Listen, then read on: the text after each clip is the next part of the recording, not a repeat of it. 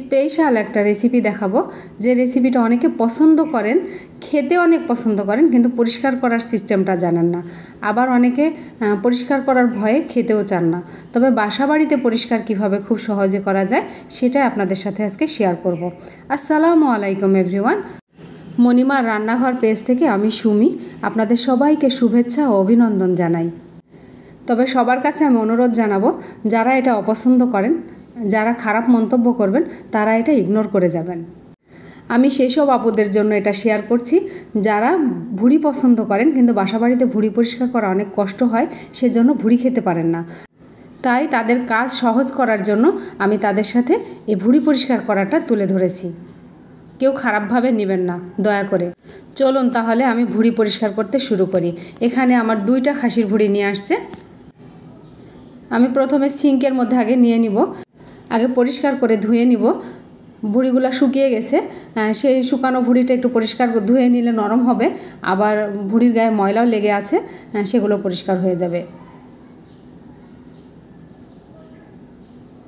ধুয়ে আমি একটা থালির ওপর তুলে নিলাম। এবার ঢোলটা নিচ্ছি। এই ঢোলটাকে ওরা গোবর ফেলে দিয়েছে, গোবর ফেলে দিয়ে এভাবে দিয়ে দিয়েছে। এটা আমি এখন পরিষ্কার করে ধুয়ে নেব। আর এটা পরিষ্কার করতে গেলে আমার সজীবের কথা খুব মনে হয়। সজীব ছোটোবেলা থেকে আমি যখন ভুঁড়ি ধুতাম তখন ও আমার কাছে দাঁড়িয়ে থাকতো, এটা পর্দা তুলে নিত ঢোল বানানোর জন্য। এটা দিয়ে খুব সুন্দর ঢোল বানানো যায়, পর্দাটা খুব মিহি হয়, তুলে নিতে হয়, নিয়ে এটা রোদ্রে কাঁচা অবস্থাতেই এর সাথে বেঁধে ঢোল বানিয়ে নিতে হয়। এটা আপনারা কে কে করেছেন আমাকে কমেন্টে জানাবেন। এই যে ভুঁড়ি দেখেন কি সুন্দর পরিষ্কার। এটা চাকু দিয়ে আমি কেটে পরিষ্কার করে নেব।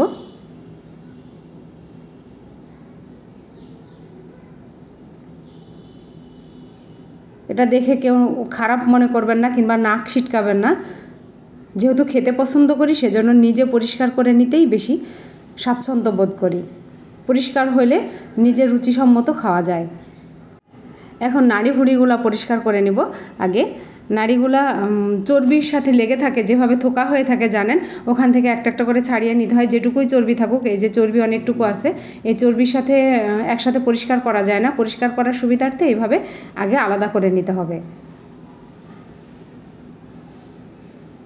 এটা সাইড করে রেখে দিব। দিয়ে আমি এখন ভুঁড়িগুলা ফেড়ে নিব। অনেকে উল্টে নেন, উল্টে নিলে কিন্তু একটা গন্ধ বেশি লাগে আর ভিতরে গোবর থেকে যাওয়ার সম্ভাবনা থাকে।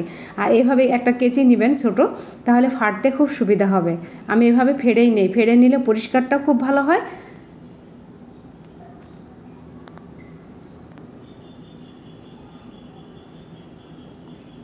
আর ময়লাগুলো কখনোই সিঙ্কের মধ্যে দিবেন না, সিঙ্কের মধ্যে থেকে অবশ্যই তুলে একটা আলাদা জায়গায় পলিথিনে রেখে দিবেন। আমি একটা ঝাঁকা নিয়ে নিয়েছি, এই ঝাঁকার মধ্যে এখন নাড়িগুলো ফেড়ে ওর মধ্যে রেখে দেবো, তা নাহলে সিঙ্কের ওই ড্রেন দিয়ে পাতলা ভুঁড়ি চলে যাচ্ছে। দেখুন, যারা ভুঁড়ি পরিষ্কার করতে ভয় পান, খুব সহজেই কিভাবে ভুঁড়ি পরিষ্কার করে নেবেন পদ্ধতিটা দেখে নিন। খুব দ্রুত হয়ে যায়, খুব তাড়াতাড়ি ভুঁড়ি পরিষ্কার হয়ে যায়। আমার তো ভীষণ ভালো লাগে ভুঁড়ি পরিষ্কার করতে, যেহেতু নিজে পছন্দ করি খেতে। সব নাড়িগুলো এভাবে ফেড়ে নিব, নিয়ে তারপরে ফিরে আসছি। ফাড়া হয়ে গেছে। এখন এইভাবে খুব ভালো করে ঝাঁকার মধ্যে ডলে ডলে ধুয়ে নিতে হবে। যেগুলো নাড়ির সাথে ময়লা আছে সেই ময়লাগুলো পরিষ্কার হয়ে যাবে। এটা আগে সাইড করে নিব পরিষ্কার করে, তারপরে বাকি কাজগুলো আবার শুরু করব।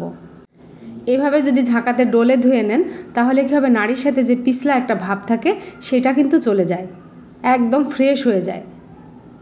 এই যে দেখুন কি সুন্দর চকচকা পরিষ্কার হয়ে গেছে।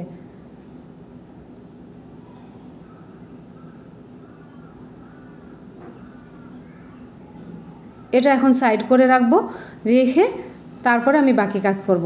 গরম পানি দিয়েছি চুলায়, গরম হয়ে গেছে, অনেক আগেই দিয়ে দিয়েছি। এবার আমি ভুঁড়ি যেটা বড় থলি যেটা থাকে সেটা এবার ভালো করে পরিষ্কার করে পিস পিস করে কেটে নেব।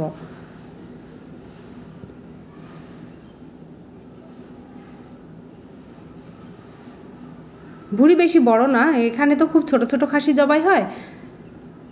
আর আপনারা কে কে এভাবে বাসায় ভুঁড়ি পরিষ্কার করেন বা ভুঁড়ি পরিষ্কার করতে পছন্দ করেন আমাকে কমেন্টে অবশ্যই জানাবেন। সব পিস করা হয়ে গেছে। এবার গরম পানিতে দিব। পানি আমার ফুটন্ত গরম লাগবে, পানি একদম ফুটন্ত গরম হয়ে গেছে। এই পানিটা এখন একটা গামলার মধ্যে নিব। নিয়ে এর মধ্যে ওই পর্দাগুলো দিয়ে দেব, দিয়ে কিছুক্ষণ নেড়ে চেড়ে ভিজিয়ে রাখলে এটা কিন্তু একদম সুন্দরভাবে পরিষ্কার হয়ে যায়। এমন 2টা চামচ নিলেই হবে। এখন আমি এটা উঠিয়ে নিব, নিয়ে একটা থালির ওপর নিয়ে ওটা নিচে রাখতে যাবে না, তাহলে সারা বাসা নোংরা হয়ে যাবে। এখন একটা চামচ দিয়ে ধরে রাখতে হবে আর একটা দিয়ে টেনে ওপরের ময়লাগুলো তুলে ফেলতে হবে। দেখে নিন কিভাবে করছি, খুব ইজিভাবে করা যায়। অনেকে চুন দিয়ে করেন, চুন দিয়ে করলে হাত নষ্ট হয়ে যায়, আর অনেক সময় ভুঁড়ি দেখা যায় জাল করার সময় সব গলে যায়।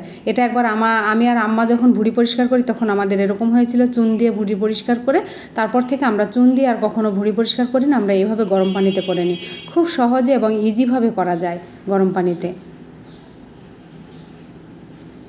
কি সুন্দর সাদা পরিষ্কার হয়ে গেছে। ঠিক একইভাবে আবারও পানির মধ্যে দিয়ে দিলাম আপনাদের বোঝানোর সুবিধার্থে।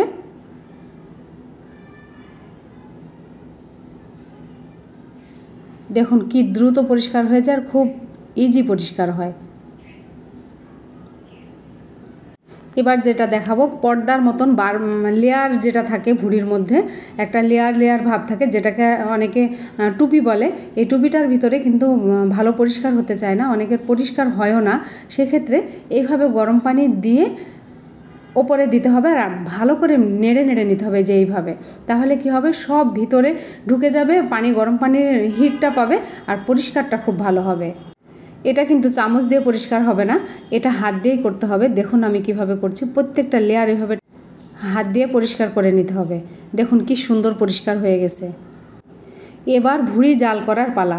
পরিষ্কার করে ধুয়ে নিয়ে আমি এখন কড়াইয়ের মধ্যে নিয়ে নিলাম সবগুলো।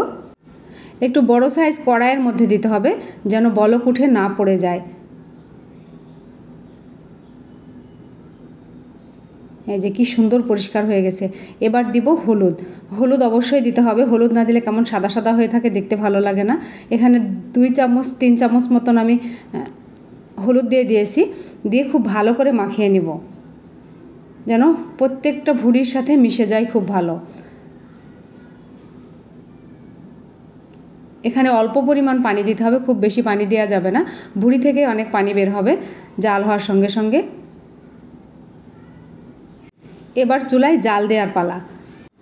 বলক এসে গেছে, এবার ভুঁড়িগুলো উল্টে পাল্টে দিব, তাহলে কি হবে চারিদিকে সমান হয়ে ভুঁড়িগুলো সেদ্ধ হবে। আর সেদ্ধ যদি ভালো মতো না হয় তাহলে কিন্তু শক্ত হবে না, কাটাও যাবে না।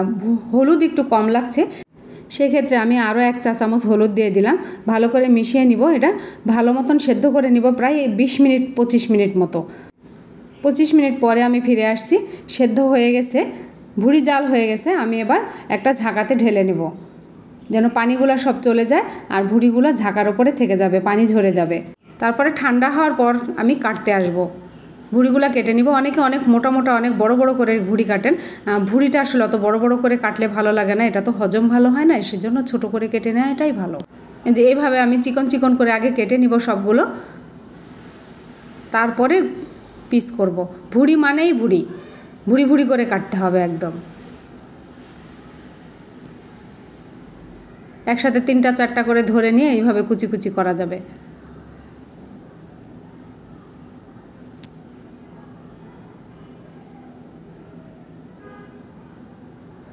এই যে দেখুন কি সুন্দর ছোট হয়ে গেছে। এইভাবে ভুঁড়ি কেটে নেবেন, তাহলে দেখতে ভালো লাগবে। এখন সব ভুঁড়িগুলো আমি এভাবে কুচি করে কেটে নিব। দেখুন খুব সহজেই কিভাবে ভুঁড়ি পরিষ্কার হয়ে গেল, খুব তাড়াতাড়ি। আর চর্বির সাথে এই কালোগুলো এগুলো ফেলে দিতে হবে, এগুলো কখনোই খেতে হয় না। ভুঁড়ি কাটা কমপ্লিট। এবার আমি রান্নার জন্য কিছু নিয়ে নিব আর কিছু ফ্রিজে রেখে দেব। ভুঁড়ি রান্না করাটা আমি এর পরের ভিডিওতে দেখাবো, একসাথে দেখালে অনেক বড় হয়ে যাচ্ছে, সেজন্য আমি ভুঁড়ি রান্নাটা বাদ রেখেছি। এতক্ষণ মণিমার রান্নাঘর দেখার জন্য আন্তরিকভাবে ধন্যবাদ জানাই। আপনারা সবাই ভালো থাকবেন, আমাদের জন্য দোয়া করবেন। আল্লাহ হাফেজ।